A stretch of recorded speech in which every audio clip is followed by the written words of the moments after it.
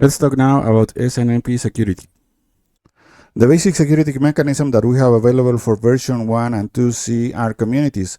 Communities work like passwords in such a way that if we want clients and servers to exchange Snmp packets, they must agree on this password or community. The basic idea behind communities is that rogue devices or third parties that do not know this community will not be able to exchange Snmp packets with our clients or servers. With version 1 and version 2C, we cannot provide authentication or privacy. Packets are sent on the clear, so everybody can see their contents, everybody can change their contents. This is known as no authentication, no privacy. The way that communities work is the following. When an Snmp client wants to perform a read operation, it must provide a valid read-only or read-write community to the server. In the same manner, if this client wants to perform a write operation, it needs to provide a valid read and write community to the server. For alerts, also known as notification, the Snmp server must provide a valid community to the network management system.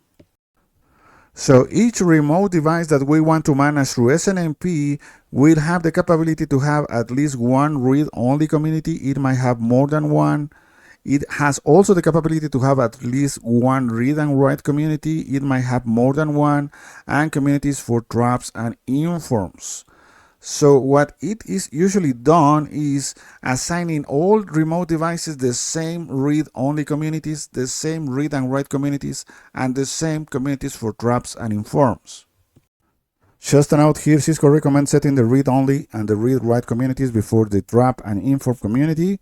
Most of the times we will reuse the same read-only communities for traps and informs, but that is up to each network administrator.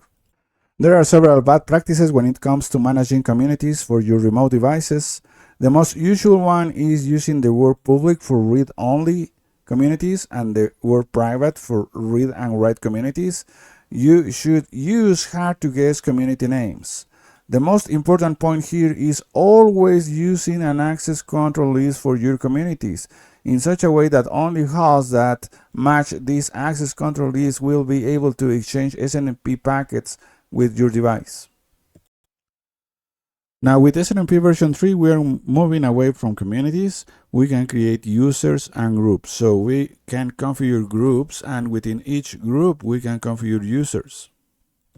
The main advantage that we have with version 3 is authentication and privacy of Snmp packets. This means that we can detect if someone changes the contents of a packet using a hashing algorithm or authenticating the packet. We can also prevent third parties from reading meaningful data from our packets by using an encryption algorithm. This means providing privacy. These are the available hashing algorithms that we have for authentication, and these are the available encryption algorithms that we have for privacy. Now in Snmp terms within the RFC, there are several security levels. We have no authentication, no privacy. That means that the packets are actually being sent on the clear without any security at all.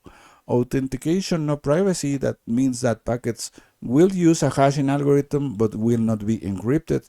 And authentication privacy, that means that packets will use both hashing and encryption.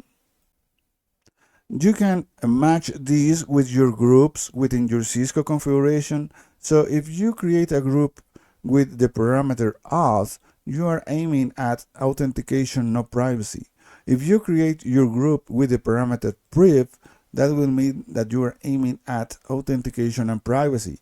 And if you create your group with the parameter no auth, you are aiming at no authentication, no privacy. This is a summary of what we saw in this session. Remember that communities are only available for version 1 and 2C. There are some communities commands for Snmp version 3 that exist only for backward compatibility. When using communities, remember to use hard-to-guess communities and always use an ACL. Snmp version 3 is based on users and group, provides packet authentication and packet privacy. They are optionals but recommended options.